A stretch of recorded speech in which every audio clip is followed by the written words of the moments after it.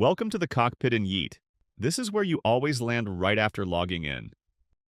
On the left side, you will find the menu with all areas of Yeet.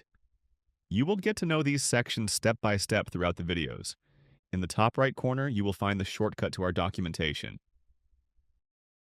You will also find the user menu. In the user menu, you can access the license information, sign out, view the current version you are working on, and see the database you are currently connected to.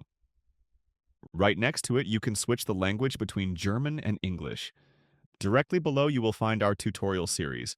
At the time of this recording, it is not yet as extensive as it will be later. In the lower section, you can see the latest news about Yeet. This is also where you will always find the current release information. The central area of the cockpit is divided into 3 rows. In the top row, you will find shortcuts to quickly start new projects. You can create a new project, and it will be numbered automatically. In the middle row, you can also create a new entity or new theme directly.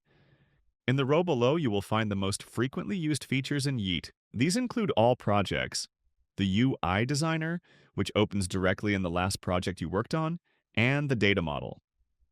In the bottom row, you will find additional information about us. You can access our blog with topics related to Yeet and other content. You will also find our documentation linked again, and you will find our LinkedIn community, which you are of course welcome to join. This gives you a first overview of the cockpit, the central starting point for your work in Yeet.